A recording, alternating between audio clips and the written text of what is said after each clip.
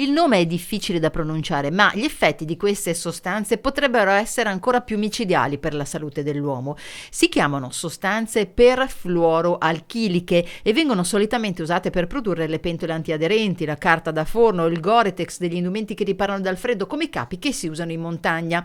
Ebbene, sono state sversate per decenni in natura senza nulla temere perché i limiti di legge sugli scarichi non c'erano, ma il risultato è che hanno contaminato le falde e i pozzi di molti comuni in Veneto. I cosiddetti PFAS sono stati prodotti dalla fabbrica Miteni di Trissino nel Vicentino, una multinazionale, e sono probabilmente già finiti nel sangue di molti cittadini veneti. Su un campione di 507 veneti dei comuni di Montecchio Maggiore, Lonigo, Brendola, Creazzo, Altavilla, Sovizzo, Sarego, i più esposti, Mozzeccane, Due Ville, Carmignano, Fontaniva, Reggio, Resana, Treviso, la cosiddetta area di controllo, circa la metà è infatti risultata positiva alle analisi e la regione è andata al contrattacco. La situazione evidenzia una esposizione, quindi c'è una popolazione che è stata più esposta rispetto a un'altra, all'interno degli esposti anche una subarea, anche questa l'ULS 5 rispetto all'ULS 6 è maggiormente esposta, ma nell'insieme i dati sono confrontabili con quello che abbiamo riscontrato in letteratura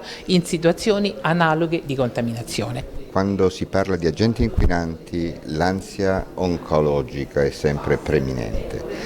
Abbiamo pertanto attivato un monitoraggio test su specifici tipi di tumori ipoteticamente relazionabili a questo inquinante. Nessuna evidenza è stata provveduta che ci sia una relazione di causa-effetto o una più elevata incidenza di questo tipo di neoplasie ricercate nella zona che ha costituito l'area dell'inquinamento. Non solo, tutti i cittadini dell'area contaminata, come si diceva, 31 comuni tra le province di Vicenza, Padova, Verona, ora scesi a 29 perché nell'ultimo aggiornamento sulla contaminazione di acque potabili sono stati tolti Trissino e Montebello, saranno esposti a uno screening che riguarderà a spanne più di 250.000 persone che saranno invitate dalle rispettive aziende sanitarie a sottoporsi a esami del sangue e a marcatori tumorali. Unica consolazione, se tale può essere definita, non pagheranno il ticket grazie all'esenzione codice FAS. Il livello di verifica si allargherà e andremo a controllare tutto quanto l'ambito che è stato contaminato con i FAS, quindi i cittadini non vengono lasciati soli assolutamente.